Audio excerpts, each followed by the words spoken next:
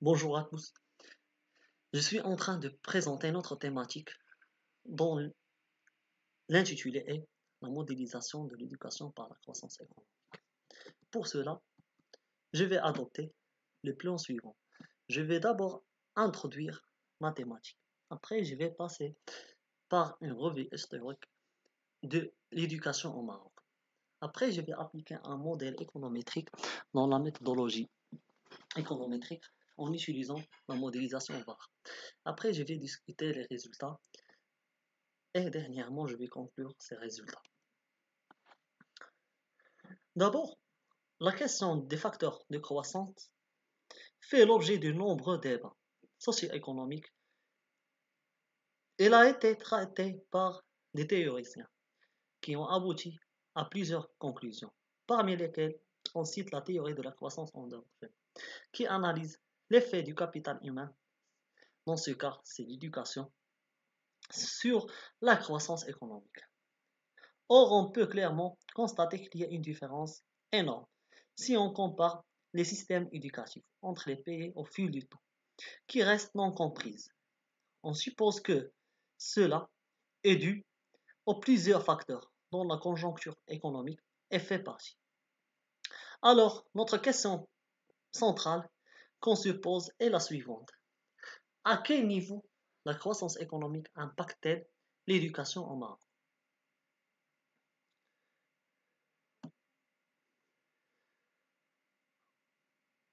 Au niveau du revue historique, le Maroc a passé par plusieurs phases pour élever de son niveau éducatif.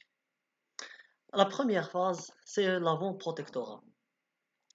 Avant le protectorat, l'enseignement au Maroc s'est basé sur l'école traditionnelle. C'était l'école coranique, où la religion fondait tout le savoir. Dès leur naissance, les enfants commençaient à étudier dans les mosquées et les zawiyas. Puis, ils continuaient leurs études à l'université karaouienne de Fès. Aucune armature institutionnelle n'organisait les niveaux ni les programmes. Mais, durant le protectorat, l'enseignement était organisé par le colonisateur, mais ne recrute que des enfants issus des classes dirigeantes, dont les parents sont associés à l'action du protectorat, où l'apprentissage était fondé sur deux langues, arabe et français. Puis ces élèves accédaient au cycle secondaire, dit l'école musulmane, pour obtenir le baccalauréat. Sous le protectorat, le taux de scolarisation dans le primaire atteignait 100% pour les Français, mais 67% pour les Juifs marocains et ne dépassait pas 10% pour les musulmans. Entre 1938 et 1955, le taux de scolarisation a connu une croissance due à un plan établi en 1944. Elle prévoyait l'accueil de 100 000 élèves par an, de 10 000 élèves par an, atteignant plus de 150 000 élèves en 1950.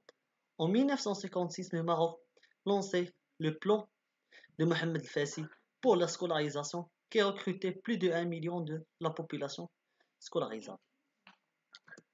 Dès l'indépendance, le Maroc a rendu obligatoire l'éducation pour les enfants âgés de 6 ans à 13 ans. Quelques années plus tard, le Maroc a fait venir des enseignements francophones pour enseigner les mathématiques et les sciences, pour répondre à la demande croissante d'enseignement secondaire. Dès les années 80, le Maroc a fait l'arabisation de toutes les matières dans toutes les classes primaires et du secondaire. Le français était la langue d'enseignement des matières scientifiques dans les études supérieures. Mais dans les années 2000, le Maroc a mis en place plusieurs réformes. Parmi ces réformes, c'est la Charte nationale d'éducation. Cette charte avait pour finalité d'offrir aux enfants du Maroc des conditions nécessaires à leur éveil et à leur épanouissement et mettre en place des structures permettant aux citoyens d'apprendre toute leur vie. En 2015, le Maroc a lancé la vision 2015-2030. Cette vision a pour finalité trois fondements. l'égalité des chances, l'école de qualité et ainsi la promotion de l'individu et de la société. Après avoir présenté une revue historique de l'éducation du Maroc, on passe à notre méthodologie économétrique. D'abord, je dois spécifier le modèle. Notre modèle a pour objectif d'expliquer l'éducation en fonction de la croissance. Notre variable endogène, c'est l'éducation, qui est exprimée par le nombre diplômés par an. Et la variable exogène, elle est représentée par la croissance du produit intérieur brut déflaté. Notre modèle économétrique est de type log linéaire, couvre la période 1989 à 2018 et se présente ainsi l'éducation égale F2 PIB. Dans notre cas, on est dans le cas des séries chronologiques ou séries temporelles. Dans ce cas, pour utiliser des méthodes de séries temporelles, on doit rendre nos séries stationnaires ou on doit tester qu'elles sont stationnaires ou non. Le test qu'on a utilisé, c'est le test Dickey-Fuller. Dickey-Fuller, c'est un test permettant de tester si nos variables sont stationnaires ou non, c'est-à-dire ils sont intégrés ou non. En utilisant ce test, on voit que nos séries sont stationnaires au niveau, soit le PIB et ainsi l'éducation. Dans ce cas, on peut passer à l'estimation du modèle du série temporel. On va utiliser le modèle VAR. Le modèle VAR, c'est un modèle pour lequel une variable endogène peut être estimée par elle-même avec des retards et par des retards de l'autre variable, d'une autre variable.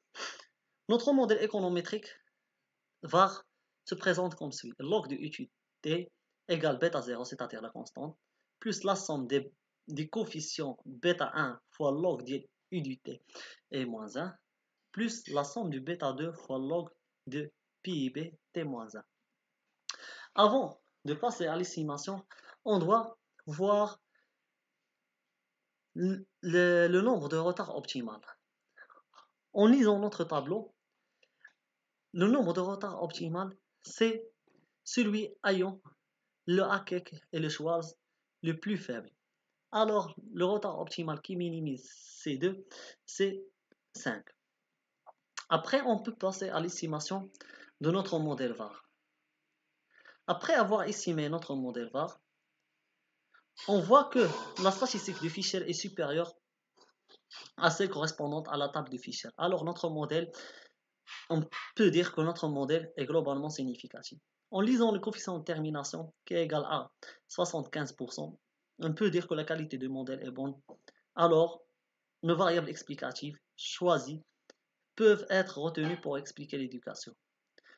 D'après les résultats d'estimation, on voit que les coefficients, c'est-à-dire les paramètres de PIV, sont positivement dans les retards 1, 2, 4 et 5, mais par contre agit négativement pour le troisième retard. Après, on passe à l'étude de causalité au sens de Granger. D'après les résultats du tableau, il y a une causalité au sens de Granger de la croissance annuelle vers l'éducation, car la p-value, c'est-à-dire la t statistique, est supérieure à t observé. Donc, les résultats du test permettent de rejeter l'hypothèse nulle et de conclure que la croissance cause l'éducation. Mais par contre, l'éducation ne cause pas la croissance. On passe maintenant à la fonction de réponse impulsionnelle. La fonction de réponse impulsionnelle représente l'effet d'un choc d'une innovation sur les valeurs des variables spécifiques dans le modèle. Dans notre étude, on va analyser le comportement de la variable éducation en présence d'un choc sur le taux de croissance. Les résultats de cette fonction montrent cette fonction montre bien la réaction instantanée de la variable éducation et l'impact d'un choc positif à travers une augmentation positive dès la première période. Cette augmentation enregistre un pic au niveau de la sixième période. Et à partir de cette période, l'effet devient négatif. On peut conclure d'après les résultats que la croissance économique agit positivement sur l'éducation. Alors, notre problématique est bien répondue. Et donc, la croissance économique peut engendrer une amélioration de la qualité du système éducatif.